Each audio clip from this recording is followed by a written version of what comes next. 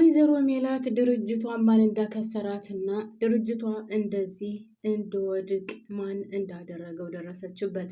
አቶ በቃሉ ካሁን በኋላ እርግጠኛ ነኝ ግብግቡን ከወይዘሮ ሜላት የሚቀጥልበት ይመስለኛል። በነገራችን ላይ ቤቲ ተብዬዋ የእሱ ተላላኪ ወይዘሮ ሜላት ትክክለኛ ኃይለኛ ሰው እንደሆነችና ወይም በቀላሉ የማትሸነፍ ሴትዮ እንደሆነች በጣም ብዙ ጊዜ አስረድተዋለች። ነገር ግን አቶ በቃሉ በጭራሽ እሷ ካሁን በኋላ ምንም አታመጣም እያለ እንግዲህ የተማመነው ነገር ምን እንዳለው ባላቅም ብቻ ዋናው ነገር አሁን ወይዘሮ ሜላት የዚህ ሁሉ ኪሳራ ባለቤት ወይም እንደዚህ ድርጅቷ እንዲከስር አቶ በቃሉ ዋናው ምክንያት እንደሆነ ደርሳበታለች።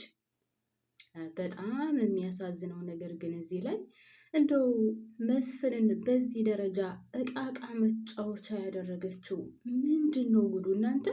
አረ ሊገባኝ አልቻለም ጌታ። የዛሬው ደግሞ የተለየ ነው። እንደው የዝንብ ያክል እንኳን ያልቆጠረችውን ቤተሰብ እንደው የፈለገ ነገር ቢሆን እንኳን ማለት ነው ቢያንስ የልጆቹ አባት ነው አይደለ? እንዴት አታከብሮም? ትንሽዬ አይከበርም ሰው? እንደው በመንገድ ላይ እንኳን የሚታወቅን ሰው ያከብራል አይደለ? እንኳን አይደለም እነዚህን የመሰሉ ልጆች አብራው ወልዳ ይሄን ያክል ዓመት አብረው ተቀምጣ። በስመ አብ እናንተ በጣም ነው የገረመኝ በእውነትን። ምናሴ ሲያቀብጠው ና እናቴን ይቅር በላት ተነጋገሩ ብሎ ይዞ መጥቶ በአይኑ ጉድ ነው ያየው እናንተ። እግዚአብሔርን በጣም ከማጋ ይሁን ሲጀመር ምናሴ ከማጋ ይሁን ግራ ገባው፣ ጨነቀው። መሄጃው መግቢያው ቀዳዳው ጠፋው እናንተ። በስመ አብ ንግግሯ እሪ እናንተ። ሰው እንደዚህ ይናገራል እንዴ? ኧረ በስመ አብ በጣም ነው የሚገርመው፣ እውነት በጣም ነው የሚገርመው። ሰላም የኔ ቤተሰቦች እንዴት ናችሁልኝ? ሰላም ናችሁ ወይ? በያላችሁበት ሰላማችሁ ብዝዝት ይበልልኝ የኔ ቅኖች የኔ መልካሞች። በነገራችን ላይ ስለምታበረታቱኝ ከልብ ነው የማመሰግነው። ያው አሁን ቻናሌ በጣም ትልቅዬ ችግር ላይ ስላለ ሊንቀሳቀስ አልቻለም። እንግዲህ የምችሉትን ያክል ብታግዙኝ በጣም ደስ ይለኛል። በተለይ ደግሞ ላይክ ማድረግ ብታግዙኝ በጣም ደስ ይለኛል። ምክንያቱም ላይክ ባደረጋችሁት ቁጥር እናንተ ለምሳሌ አሁን ይሄን ቪዲዮ አንድ ሰው ላይክ አድርጎ በጀመረው ቁጥር ለሌላ ሰውም ተደራሽ ስለሚሆን ይንቀሳቀሳል እና ቤተሰቦቼ እባካችሁን ላይክ ማድረጋችሁን አትርሱ ማለት ነው። እና ወደ ድራማው ስመለስ እንደው እስከ ዛሬም ድረስ ወይዘሮ ሜላት እንዳናደደችኝ ነው። ሲጀመር ድራማው መላቀጡን አጥቷል። ያው እንደው መጨረሻውን ለማየት እየተከታተለን እንጂ ማንኛውም ሰው ቢሆን ድራማው በጣም እንዳስጠላ ገብቶታል። እና ዛሬ ግን በዚህ ደረጃ ሰውን ከፍ ዝቅ አድርጎ መናገር ማለት ለሚመለከተው ለተመልካች ክብር የላቸውም። እውነቴን ነው። ለተመልካች ክብር የላቸውም። ሰው ይህን ያክል ዓመት አብሮበት ትዳር ኑሮ በዚህ ደረጃ ከፍ ዝቅ አድርጎ ወንድ ልጅ መናገር ለተመልካች ምንን ያሳያል? ምንን ያመለክታል?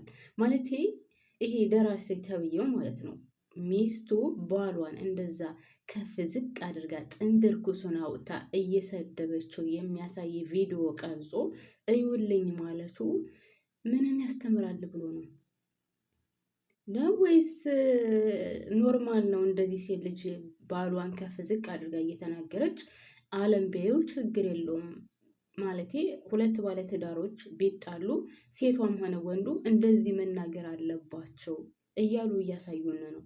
ቤተሰብ እኔ ግራ ገብቶኛል እውነት።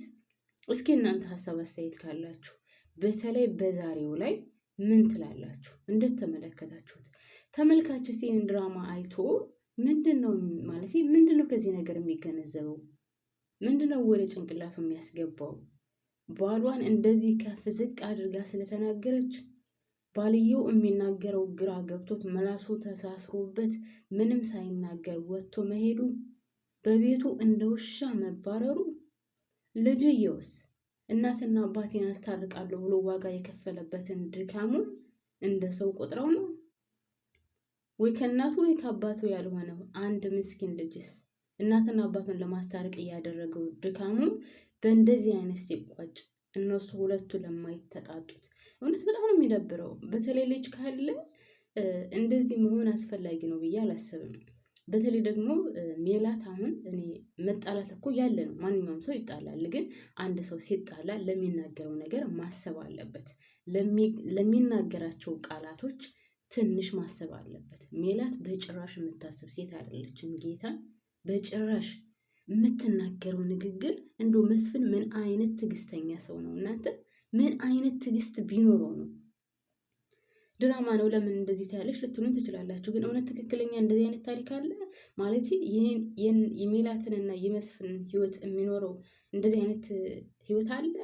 እኔ ይኖራል ብዬ አላስብም። በተለይ አሁን ባለንበት በ21ኛው ክፍለ ዘመን ሴት ልጅ ባሏን እንደዚህ ከፍ ዝቅ አድርጋ ጥንብርኩሱን አውጥታ እንደ ወንድ ሳይሆን እንደምንም ሳትቆጥረው እየተናገረችው ተመልሶ ከስሯ የማይጠፋውስ የማይቆርጠው ነገርስ እሷስ በዚህ ደረጃ መናገሯ ቤተሰብ ግን አያናድድም?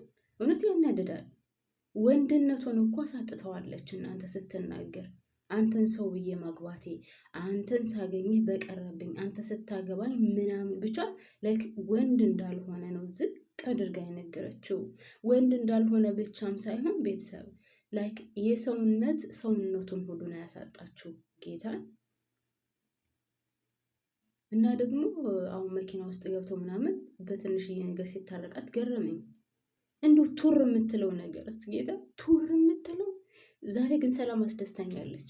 ሰላም ልክ ልኳን ነው የነገረቻት። እኔ ብቻ ልወቅ፣ እኔ የበላይ፣ እኔ አውቃለሁ፣ እኔ ትክክል ነኝ። ሁልጊዜ ሰው እኮ ይሳሳታል። ማንኛውም ሰው በየትኛውም ቦታ በየትኛውም አካባቢ ቢሆን ለምን የሆነ በቃ በእውቀት የታጠረ ጭንቅላት አይኖረውም። ሰው ነውና ይሳሳታል። የሰው ልጅ በምንም ተአምር አይሳሳትም ማለት አይቻልም። በዛ ላይ አቶ በቃሉ ለምን እንደሚጫወትባት ከአሁን በኋላ ትነቃለች ብዬ አስባለሁ። እርግጠኛ ነኝ ትነቃለች ከአሁን በኋላ። ምክንያቱም ይሄ ድርጅት እንድከስር አቶ በቃሉ እንደሆነ በደንብ አድርጋ ጠንቅቃ አውቃለች። ስለዚህ አቶ በቃሉ ይህንን ድርጅት እንድትከስርና እቃቃ እንድትጫወትባት ካወቀች ደግሞ በራሷ ላይ ትሰራለች ብዬ አስባለሁ። አሁን ከአቶ መስፍን ጋር ያላትን ግብግብ አቁማ አቶ በቃሉ ላይ እና ሁለታቸውም አንድ ላይ ሆነው ድርጅታቸው ላይ ካተኮሩ ምናልባት ሰላም ይመለሳል ወይም ደግሞ ጥሩ ነገር ይፈጠራል ብዬ አስባለሁ። እውነት ለመናገር ልጆቹ ከቤት በጣም ተረብሸዋል። በተለይ ምናሴ። ሰላም እንኳን ያው መናገር ያለባትን ትናገራለች። አይዶን ኬር ምንም ብዙ ያን ያክል የሚያሳስባት ነገር አይደለችም። ወይም ደግሞ ትጎዳለች ብላችሁ ብዙ የምታስቡላት ልጅ አይደለችም። ምናሴ ግን ተጎድቷል። ምናሴ በዛሬው ዕለት ምንድን ነው ያለው? ሀና ወደ አባቴ ቤት ልሄድ ነው ስትለው፣ አሁንስ ምን ነው እንዳንቺ ሌላ አባት በኖረኝ። ለካ ሰላም እውነቷን ነው። እዚህ በከፋት ቁጥር አባቴ ቤት እያለች ትሄዳለች እና ምን ነው ለእኔም አባት በኖረኝ ስል ነበር እና አሁንስ እኔም ተመኘኝ። ምን ነው ሌላ አባት ወይም ሌላ እናት ኖሮኝ ብሄድኩኝ በተደበቅኳል። አያችዋ ቤተሰብ። ባልና ሚስት ልጅ ከወለደ በኋላ ጸቡን ችግሩን በድብቅ ማድረግ አለበት። በአደባባይ ልጇ እያየ ታረቁ ብሎ አንድ ላይ ሆኖ ችግራችሁን ፍቱና አንድ ላይ ሆኖ ብሎ አባቱን ጎትቶ ባመጣው እንደዛ ከሱፌት ከፍ ዝቅ አድርጋ ጥንብርኩሱን አውጥታ ስትናገር ምናሴ እውነት በጣም ነው ግራ የተጋባው። ማለቴ በምናሴ ቦታ ማንኛውም ልጅ ቢሆን እንደውም እናቱን ከፍ ዝቅ አድርጎ ተናግሮ ትቷት ይሄድ ነበረ። ያው ምናሴ በጣም ትዕግስተኛ እና አስተዋይ ስለሆነ ምንም ነገር አልተናገረም እናቱን። ሲጀመር እናትየው ማለቴ ወይዘሮ ሜላት ምንም ነገር ቢናገሯት የሚገባት ሴት አይደለችም። በጣም ከሚገባው በላይ ነው ያውቃለሁ፣ እኔ ነኝ እንደዚህ በቃ ከኔ በላይ ማንም የለም ስለምትል ሁልጊዜ እሷ ብቻ ትክክል ናት። ታውቃላችሁ ሁልጊዜ። አሁን ከዚህ በፊት ካያችሁ መስፍን ካለበት ፍለጋ ትሄዳለች፣ መስፍንን ፍለጋ ትሄዳለች፣ እሱ የሄደበትን እየተከተለች ትሄዳለች። ለምን ይቅርታ አያደርግልኝም? ለምን ታርቀን አንኖርም? እስከዛሬ ይቅርታ እያደረገልኝ ነበረ እና አሁንስ ለምን ይቅርታ አያደርግልኝም እያለች ነበር። ይቅርታ ላይ ያደርግላት ሲመጣ ደግሞ ሌላ ሰው ሆና ትገኛለች።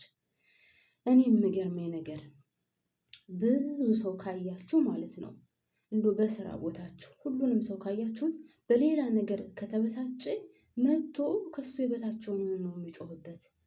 እና ሜላትም አሁን በቃ መስፍንን መረጋገጫዋ መረማመጃዋን ያደረገችው ባሏ መስሎ በጭራሽ አይታያትም። ሴት ልጅ ግን እንደዛ ትናገራለች። ወንድ እኮ ነው ምን ያክል ትዕግስተኛ እንደሆነ ስለሚያሳይ እንጂ እኮ በጥፊ ብሏት አንድ ጊዜ እንትን ቢል ትዘረራለች፣ ምንም አታመጣም። ምላስ ደግሞ መጥፎ ነው። ጌታን ምላስ እንደዚህ መናገር ወንድ ልጅ እኮ ብዙ አይናገርም። እኛ ሴቶች ስንባል ነን እንጂ ምላሳሞች ማለት ነው። ለማንኛውም ውድ ቤተሰቦቼ እኔ እዚህ ላይ ያበቃለሁ። ላይክ አትርሱ።